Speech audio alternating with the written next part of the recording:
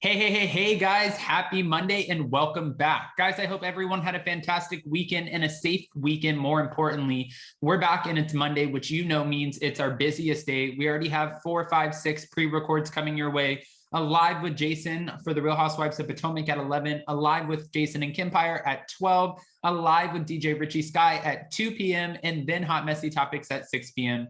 We have a lot of exciting new stuff coming your way, and I can't wait to share it with you. But as of right now, we are back to talk about Carole Radziwill from the Real Housewives of New York. She's talking about why she turned down participating in the documentaries for Jen Shah and Erica Girardi, explains the Real Housewives of New York's low ratings, and slams the cast as petty criminals.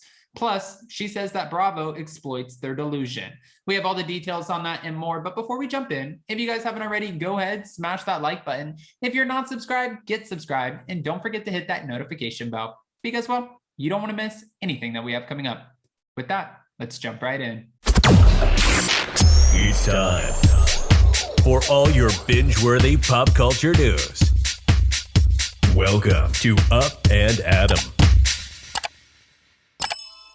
All right, guys, so it looks like Carole was approached for commentary on the Hulu documentary spotlighting Erica Girardi and her soon-to-be ex-husband, Tom Girardi's former crimes. She was also asked to participate in this new documentary coming out about Jen Shah, which we know that Ronald Richards participated in. And I was curious as to why she would not want to participate. Well, she said 3 years after walking away from her full-time role on the Real Housewives of New York City, Carole is revealing that she turned down the chance to chat about the Real Housewives of Beverly Hills stars legal scandal, discussing the low ratings of the RHONY season 13 and shading Bravo for putting a spotlight on women behaving badly. Carole said, they contacted me and they're like, we have some mutual colleagues. So I emailed back. I said, I don't know anything about Erica and her husband. I don't know about the case. I have nothing to add to that. Carole revealed all of this in a conversation with David Yontif on his podcast, Behind the Velvet Rope. He's always getting some great interviews, by the way. If you guys haven't checked out David Yontif, go check him out on his podcast. After being told that she was being enlisted to provide context about why housewives were finding themselves in these sort of situations, Carole decided not to participate. She said, but then last week they contacted me again. They're doing another one. According to Carole, the upcoming documentary about Jen will focus on the ongoing FBI investigation about the Real Housewives of Salt Lake City cast member who was arrested earlier this year on charges of fraud and money laundering. She said these are serious charges and serious allegations about criminal activity where there's victims, elderly people. I don't want anything to do with it. And I told them, no. So Carole was like, you can take your documentary and shove it. I am not participating.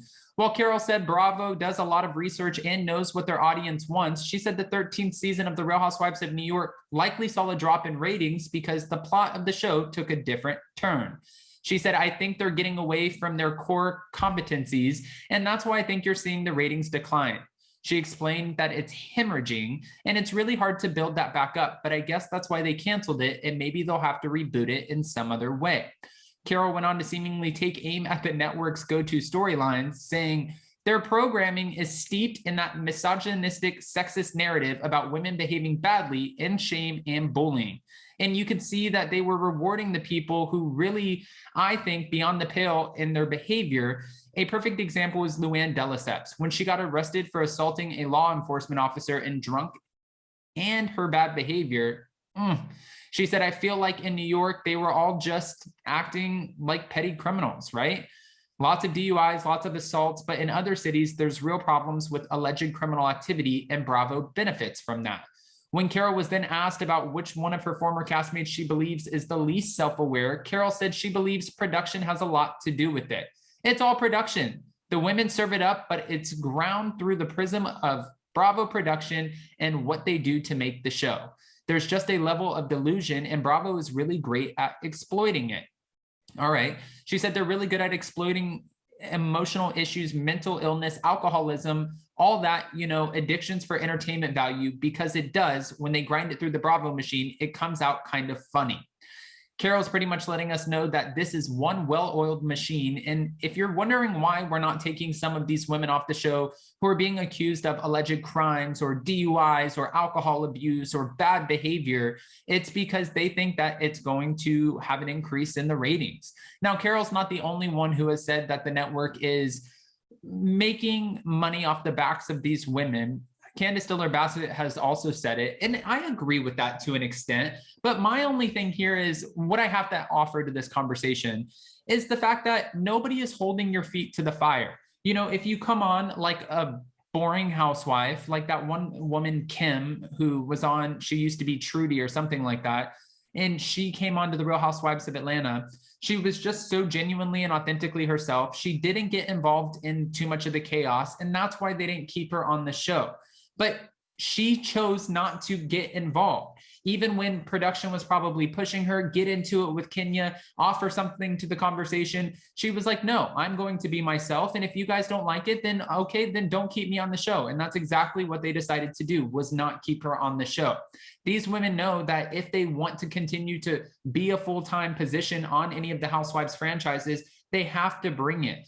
But at the end of the day, no one is saying, you need to go over here and throw this salad. You need to slam that glass on the ground and break it. You need to talk about their husband. Nobody is actually making them do any of that. They're just pushing them to see what they can get out of them. Whatever you decide to give them is what you decide to give them. So I think it's important to realize when these women sign these contracts, it's up to them.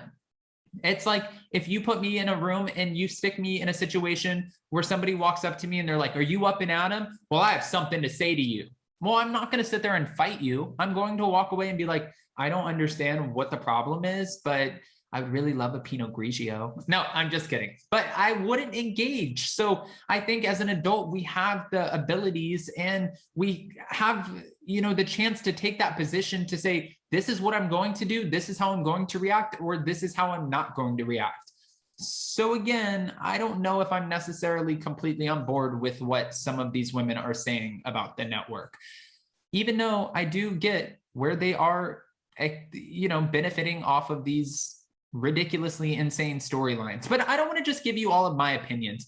Guys, I'm so curious, what are your thoughts about this? What are your thoughts about what Carole's saying, and also about the Real Housewives of New York low ratings? Do you wish she would have partaked in the Housewife and the Hustler documentary, and also Jen Shah's? I mean, we got Danielle Staub. What are your thoughts? Go ahead, comment below. And before you go, again, don't forget, we are going live multiple times today, 11 a.m. down with Jason Potomac. Then right after 12 p.m. Salt Lake City with Jason and Kempire, 2 p.m. DJ Richie Sky, and then 6 p.m. for another subscribers only live chat of hot, messy topics.